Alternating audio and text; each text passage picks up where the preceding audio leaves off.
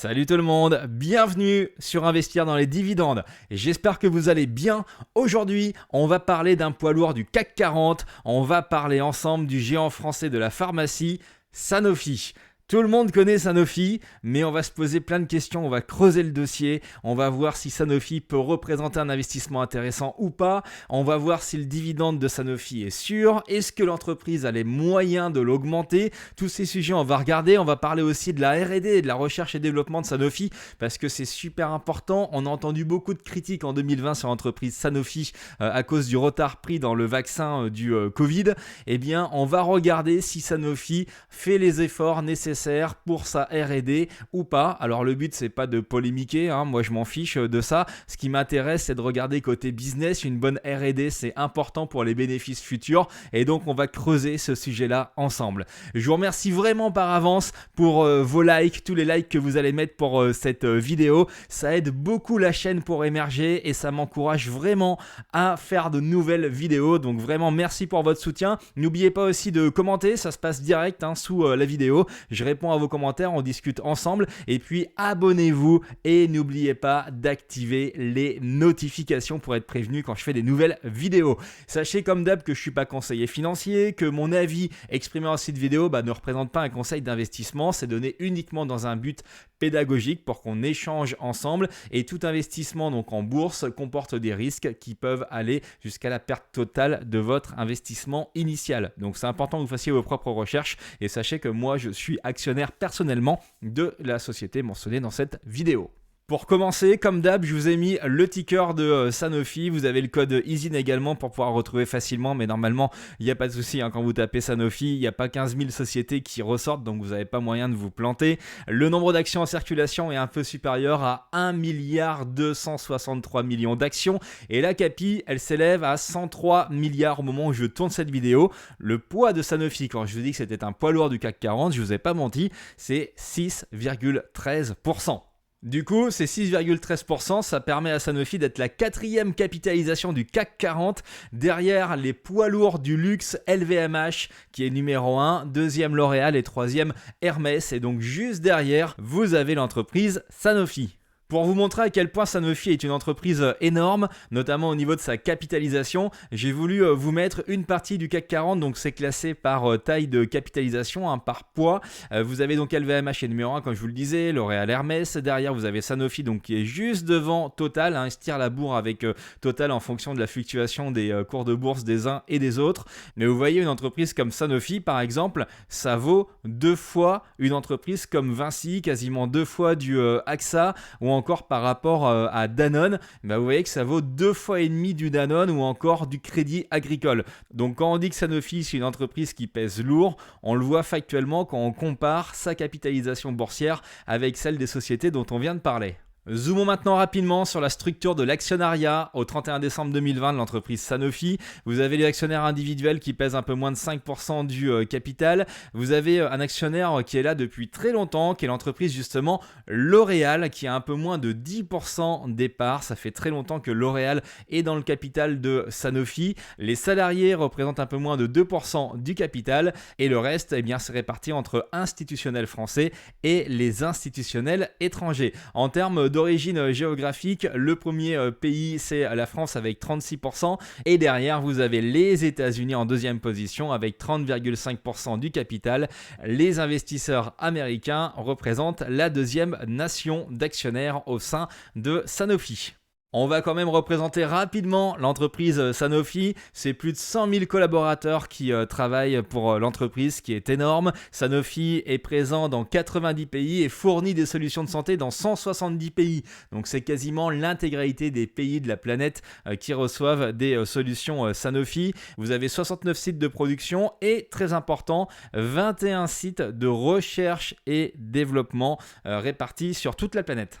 Sanofi a récemment été réorganisé sous 3 grandes entités commerciales. Vous avez la médecine de spécialité qui comporte notamment tout ce qui est immunologie, maladies rares, maladies hématologiques rares ou encore oncologie ou neurologie. Vous avez un pôle vaccin qui est extrêmement important et puis le pôle médecine générale. Et vous avez une entité commerciale autonome, donc ils ont même leur propre service de R&D, c'est le pôle santé grand public. Donc plusieurs spéculent sur le fait qu'à terme, cette division pourrait peut-être être scindée complètement et introduite en bourse ou vendue carrément. On n'en sait rien, mais en tout cas, l'organisation, c'est ces 3 grandes entités commerciales et cette entité autonome. Donc en fait, vous avez 4 entités aujourd'hui dans Sanofi. Comme promis, on va parler rapidement de l'histoire de Sanofi qui est extrêmement intéressante et qui s'est faite vraiment par acquisition. L'entreprise a été créée en 1973, c'était donc une filiale du groupe pétrolier Elf Aquitaine. En 1999, Sanofi a fusionné avec Synthé-Labo qui était une filiale de L'Oréal. C'est donc à cette occasion que L'Oréal est monté au capital de Sanofi. Et donc Sanofi Synthé-Labo, grâce à cette fusion, est devenu le nouveau leader de la pharmacie en France.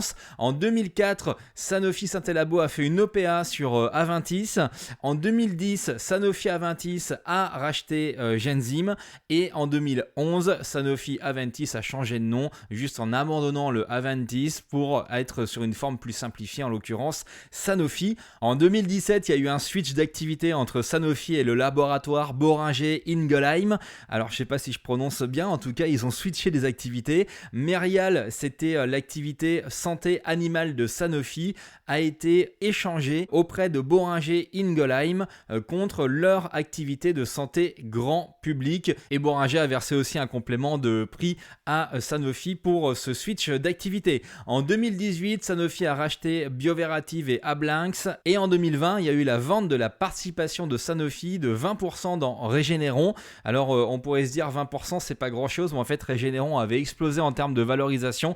Donc, ils ont revendu ces 20% pour 11 milliards de dollars en 2020. Et si on regarde en 2021, alors que l'année 2021 n'est pas terminée au moment où je tourne cette vidéo, eh bien on voit que Sanofi a déjà été extrêmement active avec pas mal d'acquisitions. Vous avez Tidal Therapeutics qui a été racheté, vous avez Translate Bio. Alors Translate Bio, c'est très important puisqu'on a reproché à Sanofi de ne pas être assez avancé sur la technologie d'ARN messager, qui est la technologie qui a été utilisée par Pfizer, BioNTech et également Moderna pour faire des vaccins contre le Covid. Eh bien Translate Bio est spécialisé là-dedans et donc va venir aider Sanofi à rattraper son retard. Il y a eu un rachat de Kymab et puis il y a un rachat qui a été annoncé il y a quelques jours, le rachat de l'entreprise Cadmon pour 1,9 milliard de dollars. Alors c'est un rachat un petit peu surprise puisque Cadmon sera intégré au portefeuille médecine générale de Sanofi et Sanofi avait plutôt tendance et surtout annoncé depuis quelques temps maintenant vouloir faire des acquisitions sur la médecine de spécialité particulièrement et donc c'est pour ça que ça a surpris un petit peu le marché. Et d'ailleurs l'action a baissé suite à cette annonce, mais ça ne remet pas en cause la politique d'acquisition de Sanofi. C'est juste que là, ils ont vu une opportunité qui était intéressante, mais ils continuent de viser des rachats pour le pôle médecine de spécialité. L'homme qui chapeaute tout ça s'appelle Paul Hudson, c'est le directeur général donc de Sanofi depuis 2019. Il a succédé à Olivier Brandicourt qui lui-même avait succédé à Chris Vibarer qui était un PDG qui était extrêmement apprécié des marchés. Chris Vibarer, entre 2008 et 2014, il a été aux commandes de l'entreprise Chris Vibarer et il a réussi à faire des choses assez exceptionnelles. On va en reparler juste après, notamment avec la falaise des brevets qu'a dû affronter Sanofi.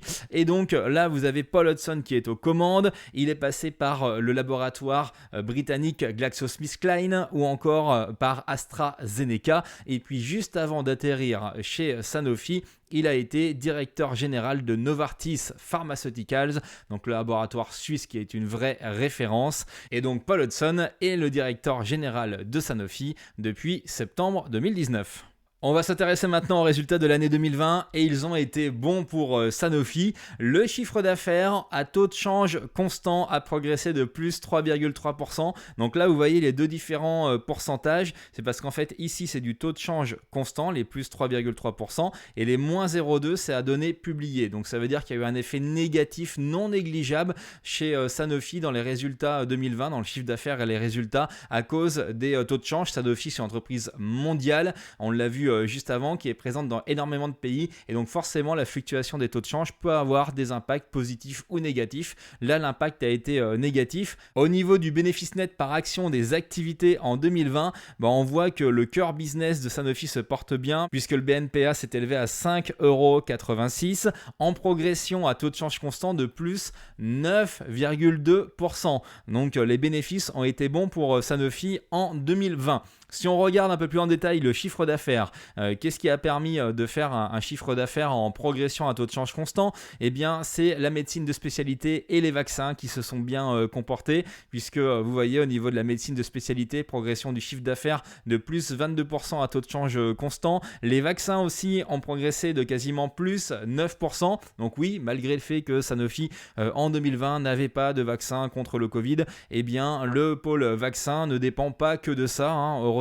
Et donc il y a eu une belle progression pour Sanofi malgré les circonstances de l'année 2020. Le pôle médecine générale a baissé, et également la santé grand public. Alors santé grand public, c'est normal, il y a eu les gestes barrières, les gens se sont beaucoup plus désinfectés les mains, et donc il y a eu beaucoup moins de rhume, de gastro ou encore de grippe. Dans la répartition du chiffre d'affaires 2020, on voit donc que tout ce qui est pharmacie pèse plus des 2/3 du chiffre d'affaires de Sanofi, et le reste, donc le pôle santé grand public et vaccins, pèse moins de 30%. Sanofi est satisfait de son année 2020 et souligne que les principaux leviers de croissance ont tenu leurs promesses. En effet, alors vous avez le médicament Dupixent qui a été sorti il y a 3 ans. Alors je ne sais pas si je prononce bien, mais pendant toute cette vidéo, je vais le prononcer à la française pour être sûr. Donc le Dupixent, c'est un blockbuster. Il fait 3,5 milliards d'euros de chiffre d'affaires en 2020, alors qu'il a été lancé il y a seulement 3 ans. Et Sanofi a l'ambition que ce médicament puisse réaliser plus de 10 milliards d'euros de ventes annuelles à lui tout seul en rythme de croisière. C'est extrêmement important quand on voit que Sanofi a réalisé 36 milliards d'euros l'année dernière au total. Au niveau des vaccins, on l'a vu juste avant, ça a bien performé en 2020, mais surtout le management continue de s'appuyer sur ce pôle-là, puisqu'ils attendent une croissance mid to high single digit jusqu'en 2025 minimum. Donc mid to high single digit, ça veut dire quoi? Ça veut dire entre 5 et 9% de croissance grâce à l'expansion du marché et à des nouveaux lancements qui sont prévus dans ce pôle-là. Et bien entendu, ils s'appuient énormément sur le portefeuille de recherche et développement. Ils ont priorisé, sélectionné des projets qui sont dans la stratégie de Sanofi, des relais de croissance importants, et rien qu'en 2020, vous avez 12 projets qui sont entrés en phase 3. Quand vous voulez faire homologuer un médicament, quand vous voulez en tout cas mettre un médicament sur le marché, eh bien vous avez différentes étapes. Vous avez la phase 1, vous avez la phase 2 et vous avez la phase 3. La phase 3, c'est l'étape juste avant l'AMM, c'est-à-dire la demande d'autorisation de mise sur le marché. Donc on voit que quand on est en phase 3, l'autorisation de mise sur le marché, à condition que la phase 3 soit réussie, n'est vraiment plus très loin. Donc ça, c'est très positif, le fait d'avoir eu 12 projets qui sont entrés en phase 3 en 2020. Au niveau financier, ça progresse bien également pour Sanofi. Quand on compare le free cash flow qui était généré en 2018 avec celui qui est généré en 2020, eh bien on voit que celui-ci a progressé de 70% en 2 ans. C'est extrêmement positif, c'est un indicateur qui est important pour ceux qui aiment, comme moi, recevoir des dividendes, puisqu'en fait c'est le free cash flow qui permet de payer les dividendes. Je vous le rappelle, il n'y a pas que le bénéfice net par action qui compte, c'est surtout la trésorerie qui est disponible avec laquelle vous pouvez payer votre dividende qui est importante. Et là, on voit que le cash flow est sur une tendance très sympathique par rapport à 2018. Toujours sur le volet financier, on s'intéresse maintenant à la dette nette de Sanofi avec le taux d'endettement. C'est la dette financière nette sur le total des capitaux propres, donc c'est un ratio.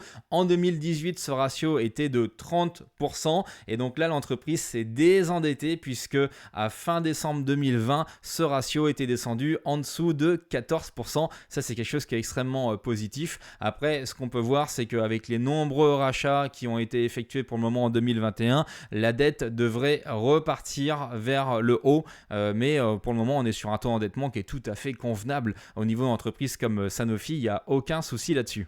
Toujours sur le volet financier, Sanofi a réalisé en 2020 près de 1,7 milliard d'euros d'économies.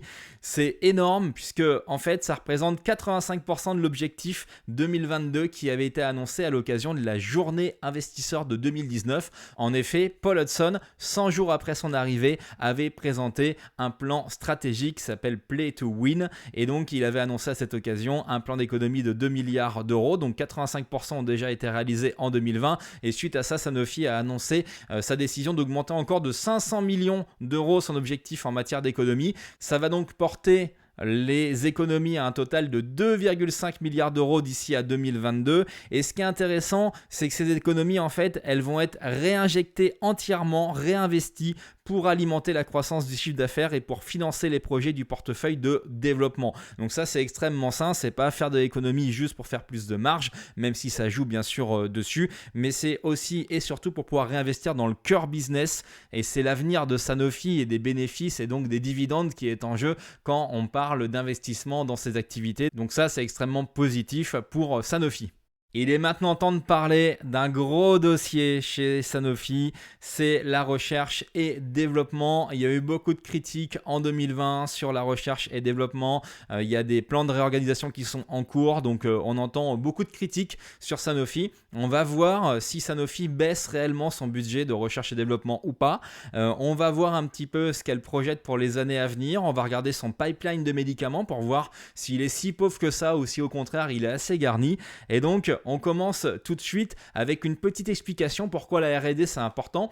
Parce qu'en fait, vous avez des brevets qui protègent les médicaments. Alors en France et aux USA par exemple, la protection elle est de 20 ans. Donc quand vous créez une molécule, eh bien la société sollicite un brevet très longtemps avant le début des tests. Et donc la protection, quand le brevet est accordé, est de 20 ans pour cette molécule.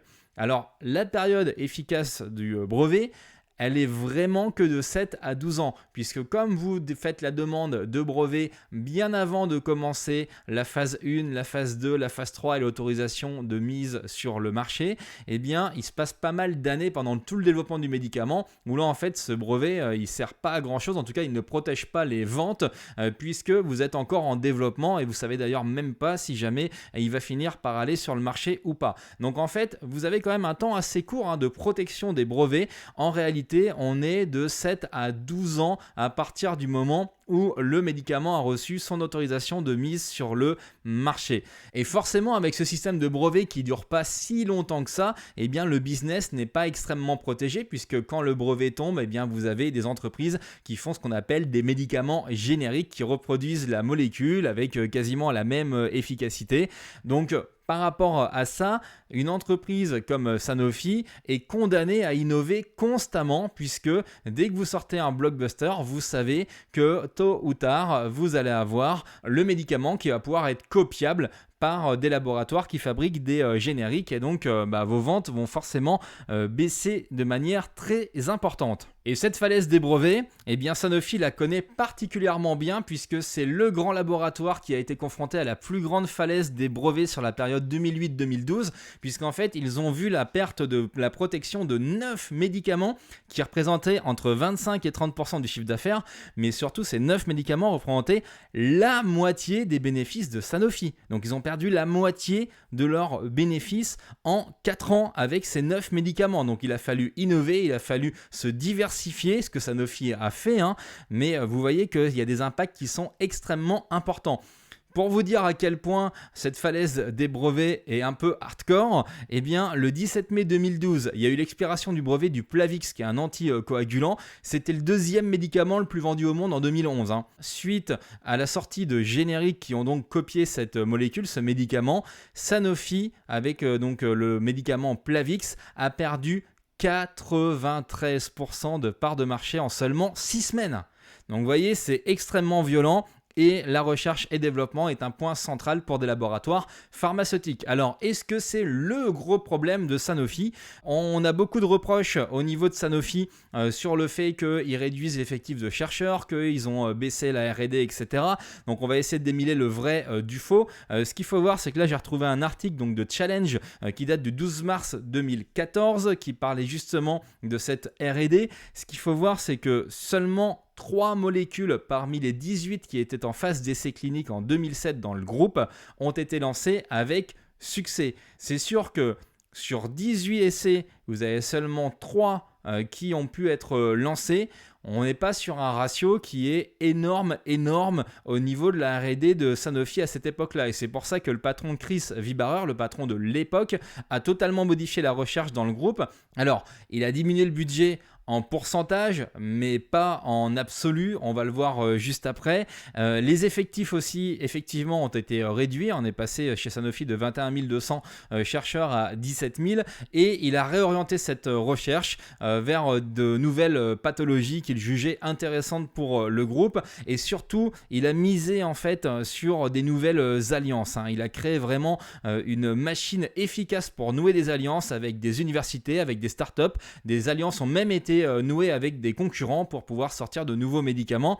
Vous voyez que entre 2009 et fin 2013, 91 accords de licence et 3 co-entreprises ont été conclus par Sanofi. Donc voilà, la R&D devient de plus en plus, entre guillemets, externalisée via des rachats, via des accords de licence, via des alliances et donc un petit peu moins en interne effectivement. Mais on voit qu'en interne, force est de constater qu'à l'époque où Sanofi misait énormément sur la R&D, eh bien, il n'y avait pas forcément énormément de molécules qui finissait par arriver sur le marché. Donc il y avait quand même un problème de rentabilité, d'efficacité. Et j'ai même trouvé un autre article qui date cette fois-ci du 7 février 2013, paru sur le site de l'usine Nouvelle. Donc on voit que cette diversification au niveau de la R&D s'imposait vraiment. Parce qu'en fait, Chris Vibarer a déclaré en 2013 que sur les 18 nouveaux traitements qui étaient attendus, qui devaient être lancés sur le marché entre 2012 et 2017, vous en avez un seul qui venait de la maison. Donc forcément, il a dû réorganiser un petit peu tout ça et essayer de trouver des solutions à ce problème de R&D chez Sanofi. Alors ce qui a relancé le débat sur la R&D de Sanofi et surtout au niveau des politiques et du grand public, c'est que tout le monde en France a été un petit peu choqué par le fait qu'un fleuron français comme Sanofi n'ait pas sorti de vaccin contre le Covid aussi vite que des startups comme BioNTech ou encore Moderna. Il faut savoir que Sanofi a choisi une technologie qu'ils avaient l'habitude de maîtriser puisque l'ARN messager c'est une technologie qui est assez récente et donc du coup ils sont partis d'abord sur un vaccin à protéines recombinantes qui est leur technologie qu'ils maîtrisent par exemple pour le vaccin qu'ils produisent chaque année contre la grippe et ça, ce genre de vaccin prennent plus de temps. La disponibilité du vaccin est attendue pour fin 2021. Ça y est, le vaccin est en phase 3. C'était en collaboration notamment avec le laboratoire britannique GlaxoSmithKline. Mais on le voit, alors je ne suis pas médecin, donc je ne vais pas faire de projection. On entend juste de plus en plus de la part de spécialistes qu'on risque de devoir se faire vacciner chaque année. Alors encore une fois, je n'ai pas de jugement là-dessus. Je ne suis pas là pour parler politique. Je suis là juste pour parler business. Et donc effectivement, si jamais, comme la grippe, on va vers des campagnes de vaccination annuelles, eh bien même si Sanofi ne sort son vaccin que fin 2021, elle arrivera quand même à se tailler des parts de marché assez intéressantes. Surtout que vous savez très bien que certaines personnes n'ont pas confiance dans certaines technologies de vaccins et préfèrent des technologies qui ont fait leurs preuves depuis des années, comme celle à protéines recombinantes. Donc c'est sûr que Sanofi pourra prendre des parts de marché intéressantes, en sachant qu'en plus, on est bien vacciné au niveau des pays développés. Vous avez encore énormément de pays, des milliards de personnes qui ne sont pas encore vaccinées. Donc Sanofi va pouvoir commercialiser son vaccin contre le Covid à partir du moment où il sera validé. Donc voilà, c'est le petit point sur le vaccin Covid-19 que je souhaitais faire dans cette vidéo. On va maintenant répondre à la question de savoir si Sanofi baisse ou augmente son budget R&D. Ce qu'on peut constater, c'est que effectivement, ce budget sur la période 2008-2014, il il a été quasi stable au niveau de l'investissement donc dans la R&D, et il y a eu un accroissement de l'investissement R&D à partir de 2015. Vous voyez, sur une très très forte tendance, une très très forte hausse entre 2015 et 2019. Par contre, il y a eu une baisse en 2020, mais on voit que Sanofi réinvestit plus en R&D, et surtout quand vous regardez le ratio du budget de la recherche et développement de Sanofi rapporté au chiffre d'affaires, on voit qu'on n'est pas sur une baisse, au contraire, on est sur une tendance, alors c'est pas dingue, c'est une tendance légèrement positive avec la fameuse accélération à partir de 2015, mais on voit que rapporté au chiffre d'affaires, il n'y a pas cette baisse dont tout le monde parle, et on voit qu'on est plutôt en tendance haussière sur le budget R&D de Sanofi rapporté au chiffre d'affaires. Alors, la R&D fait partie de la stratégie de Sanofi, mais regardons la stratégie dans son ensemble, avec notamment le plan d'action décidé par Paul Hudson, le directeur général de Sanofi, en décembre 2019. Ce plan s'appelle Play to Win. L'objectif premier est de se focaliser sur la croissance en priorisant des éléments du portefeuille qui sont stratégiques, qui vont porter vraiment la croissance de Sanofi. Donc, on se recentre sur le fort potentiel, bien entendu l'innovation avec la R&D, améliorer également la structure de coûts pour pouvoir dégager une meilleure marge et pouvoir réinvestir dans cette fameuse R&D et dans le portefeuille de médicaments qui sont en développement, et puis il a voulu faire bouger aussi la culture interne de l'entreprise. Il veut que ça aille encore plus vite, qu'on reprenne du mouvement au niveau de Sanofi. Donc voilà, il y a 4 volets, dont un volet RH qui est pour moi indispensable. Quand vous faites un plan stratégique, c'est très important de pouvoir embarquer l'ensemble des collaborateurs. Au niveau du capital, l'allocation ciblée en fait est répartie dans ses objectifs suivants. En numéro 1, c'est faire des investissements dans la croissance organique. En numéro 2, c'est faire des fusions et des acquisitions sur des opportunités ciblées à forte valeur ajoutée qui permettent en fait de renforcer l'entreprise dans ses principaux domaines thérapeutiques. En numéro 3, priorité numéro 3, c'est l'augmentation du dividende. Et en numéro 4, faire des opérations de rachat d'actions pour éviter la dilution aux actionnaires. Toujours sur les piliers de la stratégie, vous avez ce fameux médicament Dupixent où ils espèrent faire 10 milliards d'euros de chiffre d'affaires annuel en rythme de croisière. Et ça passe par des demandes d'autorisation de mise sur le marché pour différentes maladies. Vous voyez que pour ce même médicament, il y a différentes demandes qui ont été faites avec des dates de soumission qui sont prévues en 2021, 2022 et 2023 dans tout ce qui est dermatologie, dans tout ce qui est respiratoire également. Donc voilà, ils misent énormément sur ce blockbuster. Ils veulent bâtir une méga brand Dupixent. Alors, regardons rapidement le pipeline de Sanofi pour voir si concrètement c'est costaud ou pas. Et pour ça, rien de mieux que de se rendre directement sur le site de Sanofi, sanofi.com. Donc, il y a un onglet Sciences et Innovation. Ce qu'on constate ici, en fait, c'est qu'à fin juin 2021, les médicaments et vaccins du pipeline de R&D de Sanofi comprennent 83 projets, dont 35 sont en phase 3 ou ont été soumis aux autorités réglementaires pour approbation. Donc, soit phase 3, soit demande d'autorisation de mise sur le marché. Alors si on regarde très très rapidement, je vais scroller pour qu'on puisse voir que le pipeline, oui, il est quand même conséquent, le pipeline de Sanofi. Donc il y a beaucoup de procès d'intention au niveau de sa R&D, mais là pour le coup ça dépote quand même plutôt pas mal, puisque vous avez, vous voyez, tout ça en oncologie, en immunologie, en neurologie, en maladies rares du sang. Donc tout ça c'est des phases 1, pareil pour des vaccins. Vous avez la phase 2, donc là on est sur la phase 2, vous voyez qu'il y en a énormément dans ces mêmes indications qu'on vient de citer. Et puis la phase 3 en oncologie, en immunologie et inflammation, qui est un relais de croissance important pour le groupe, dans tout ce qui est maladies rares également, neurologie. Et puis ils ont des vaccins aussi qui sont en phase 3, notamment celui contre le Covid-19 ou encore la méningite ou la rage. Donc voilà, il se passe des choses quand même, et Sanofi a un pipeline qui est conséquent avec ces fameux 83 médicaments et vaccins qui sont dans le pipe à fin juin 2021. Et on termine ce volet sur la stratégie de Sanofi avec une introduction en bourse normalement en 2022 d'une nouvelle société qui est un spin-off qui est issu de Sanofi, qui s'appelle EuroAPI, qui en fait va être le nouveau leader européen des principes actifs pharmaceutiques. N'oubliez pas que pendant l'année 2020, on a découvert avec effroi qu'on dépendait énormément des principes actifs qui étaient produits en Asie et notamment en Chine, et donc avec tout le commerce qui avait été bloqué, bloqué. On était sur des principes actifs qui manquaient pour fabriquer des médicaments.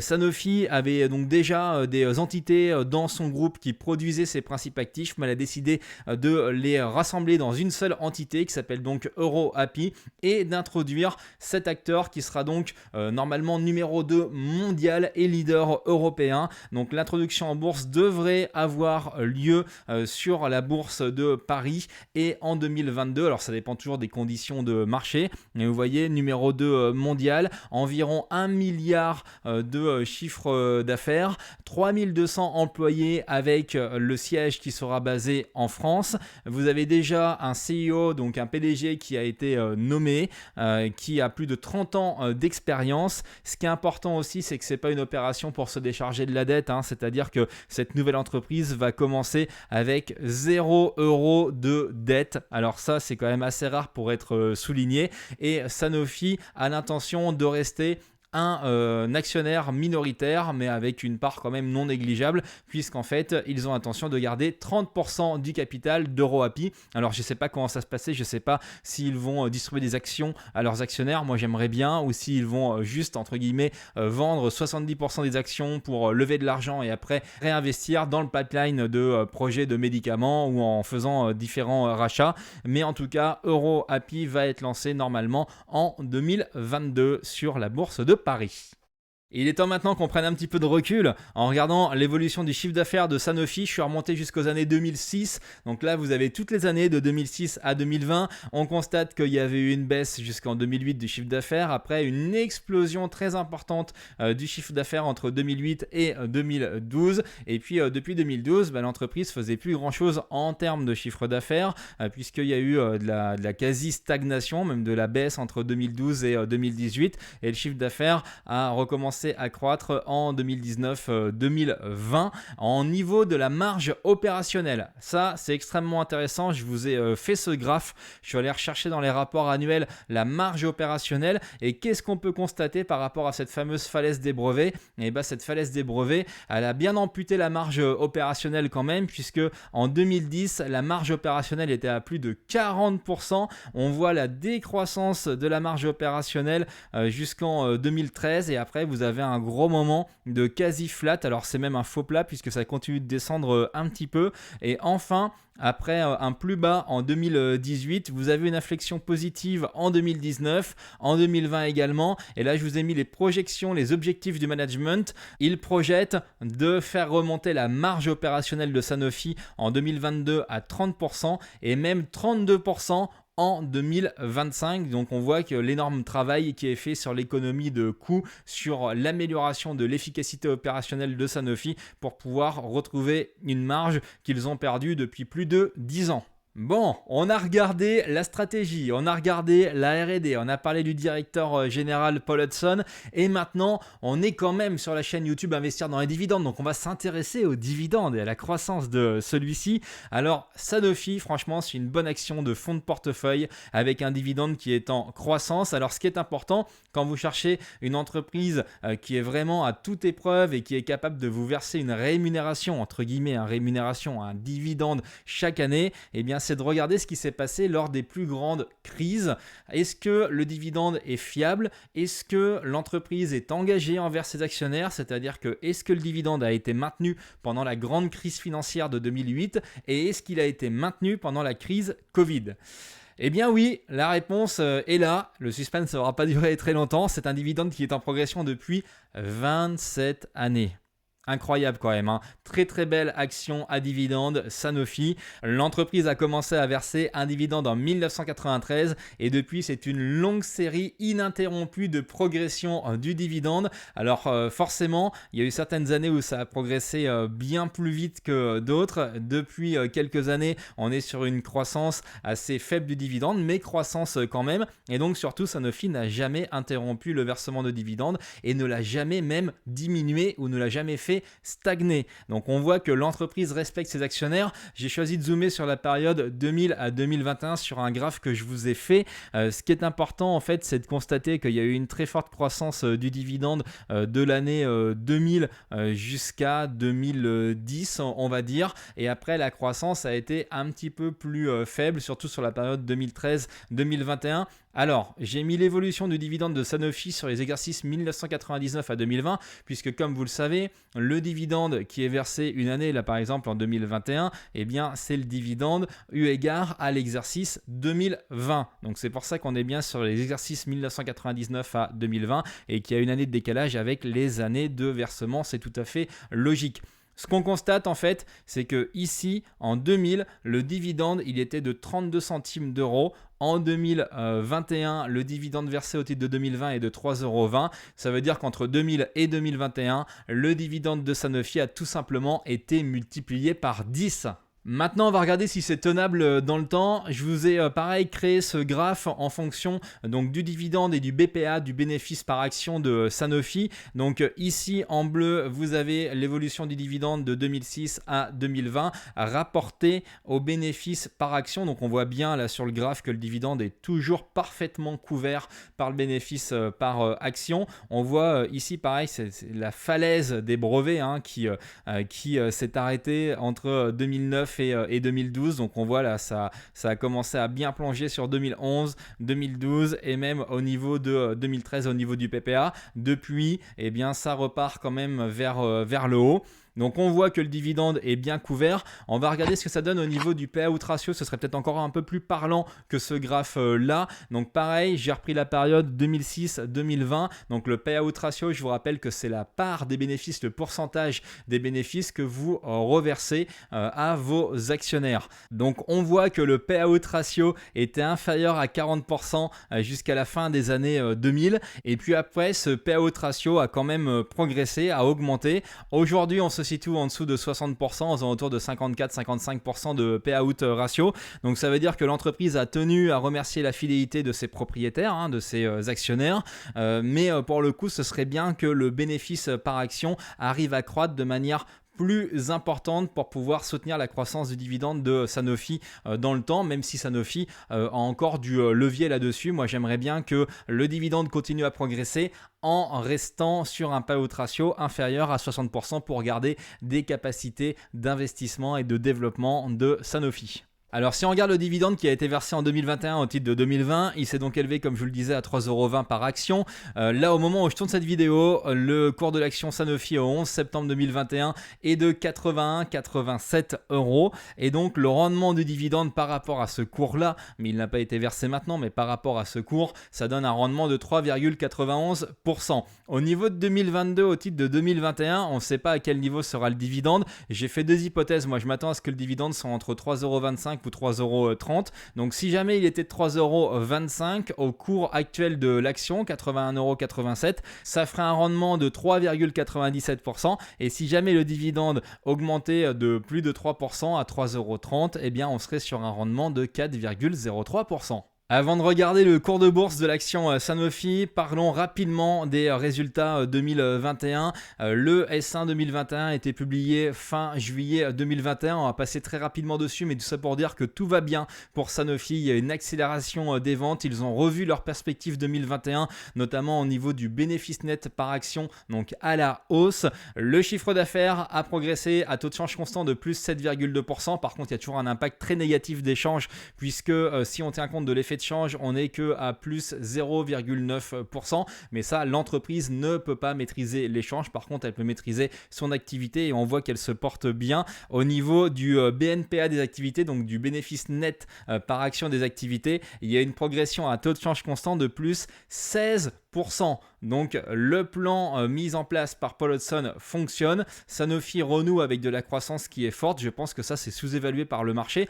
et il faut souligner que la marge opérationnelle a déjà gagné 1 point par rapport au S1 2020, puisque là sur le premier semestre elle s'élève à 28,3%. Donc on est bien en route vers ces fameux 30% qui sont attendus pour l'exercice 2022. Intéressons-nous maintenant à l'action Sanofi et à sa valorisation. Je vous ai mis un petit graphe que j'ai fait sur le site de Sanofi. Donc là, on voit l'action Sanofi au cours des 20 dernières années, un peu plus même, puisque j'ai choisi en date de départ le 4 janvier 1999 et en date de fin le 10 septembre 2021. On voit que globalement, cette période de plus de 20 ans, l'action a une dynamique haussière. Alors après, Sanofi, c'est pas une action, vous avez vu, qui va faire x3 en 2 ans. On est bien d'accord sur le long terme, on voit que la tendance est haussière, mais c'est pas une tendance dingue non plus, c'est pas une croissance exponentielle, c'est pas du Facebook, c'est pas du Google, c'est pas une biotech non plus comme Moderna qui découvre la martingale avec un vaccin et qui du coup s'envole au niveau de sa valorisation. Non, c'est une entreprise qui est déjà bien établie, qui est solide, qui a des bons fondamentaux et donc son cours de bourse ne va pas faire x10 demain. Ça, c'est ce qu'on appelle une action de fonds de portefeuille, l'action Sanofi. Vous voyez les petits dés en fait qui sont présents tout au long du graphique. Et bien ça, les dés en fait, c'est les dividendes qui ont été versés. Donc voilà, moi ça me va bien en tant qu'actionnaire de Sanofi d'avoir une action sur laquelle je peux compter, sur une entreprise qui va me verser des dividendes constamment en augmentation, même si c'est en faible augmentation, et sur un cours de bourse qui sur le long terme est plutôt orienté à la hausse avec de la création de valeur pour toutes les parties prenantes. Alors en termes de valorisation justement, si on regarde sur Zone Bourse, on voit que l'entreprise donc à ce cours actuel de 81,87 € est valorisée 17,3 fois les bénéfices 2021. On tombe à moins de 15 fois pour les bénéfices 2022 et à moins de 13,5 fois pour les bénéfices 2023. Quand on voit qu'aujourd'hui les actions du CAC 40 sont plutôt valorisées entre 18 et 20 fois les bénéfices de 2021, on voit qu'il y a quand même une sous-valorisation de l'action Sanofi et on va aller regarder tout de suite son cours de bourse actuel et voir si jamais rentrer sur Sanofi peut être une opportunité en ce moment. Nous voilà donc sur le cours de bourse de Sanofi. Alors ce qu'on constate, c'est que la dernière annonce de l'acquisition de Sanofi Cadmon n'a pas été bien perçue comme je vous le disais par les marchés. C'est assez flagrant, là il y a eu un gap à la baisse. Donc là sur les 5 derniers jours, on a perdu quasiment 10% sur l'action Sanofi en sachant qu'elle avait tapé un plus haut depuis un an à 90,73 €, c'était le 20 août. Si on regarde au niveau des 6 derniers mois, on est quasiment flat puisque au 12 mars elle était à 79 €. Maintenant sur l'année qui s'est écoulée, on voit qu'il y a eu des opportunités donc en décembre 2020 et en mars 2021. J'en ai d'ailleurs profité moi fin 2020 pour pouvoir rentrer sur Sanofi aux alentours de 78 €. Si on regarde sur les 5 dernières années, on voit que régulièrement il y a des opportunités. Alors là c'était la crise Covid, mais on voit effectivement que la taper sous les 80 €, c'est tout à fait plausible. Moi, ce que je compte faire, c'est renforcer Sanofi si jamais elle rebascule vers les 77-76 €. Je pense que c'est une opportunité en ce qui concerne mon portefeuille. Après, si par bonheur, elle baisse encore en dessous des 70, alors là, je sais que vers 65 €, je renforcerai de manière très sensible ma position Sanofi. Donc voilà, vous voyez, on la voit, cette tendance haussière de long terme au niveau de Sanofi. Pour le coup, on est quand même sur une belle action avec une belle tendance, mais il y a des creux de marché qui permettent de rentrer sur Sanofi. Donc pour répondre à la question, est-ce que Sanofi c'est la meilleure action française à dividende ? Je ne sais pas si c'est la meilleure, en tout cas ce que je sais c'est que Sanofi c'est une bonne action de fonds de portefeuille. Sanofi doit normalement arriver à générer de plus en plus de croissance grâce à tout ce qu'elle a mis en place. Donc je pense que ça va dans le bon sens au niveau de Sanofi. Il y a une sous-valorisation par rapport aux grands laboratoires internationaux et notamment américains. Alors pour moi Sanofi ça représente une opportunité parce que en plus d'être sur une aristocrate des dividendes qui va vous verser un dividende en augmentation d'année en année pendant encore un bon bout de temps puisqu'elle a les capacités pour le faire, eh bien on a un potentiel de revalorisation de l'action, d'appréciation du patrimoine qui est investi sur Sanofi. Et il y a une décote qui est importante qui est à peu près au moment où je tourne cette vidéo de 25 à 30% par rapport à la valorisation que Sanofi devrait avoir quand on la compare aux laboratoires internationaux, aux grandes big pharma qui sont concurrentes de Sanofi. Donc voilà, il y a la possibilité de pouvoir normalement développer son patrimoine et recevoir un revenu récurrent grâce à cette action Sanofi. Je vous remercie beaucoup d'avoir regardé cette vidéo spéciale Sanofi jusqu'au bout. J'espère qu'elle vous a plu. Si c'est le cas, s'il vous plaît, un petit like, ça m'aide vraiment. Commentez également, abonnez-vous et bien sûr, activez les notifications pour être prévenu en temps réel quand je poste de nouvelles vidéos. N'hésitez pas non plus à regarder les autres vidéos que j'ai fait sur ma chaîne. Vous en avez 2 qui s'affichent sur votre écran et je vous dis à très vite. Ciao!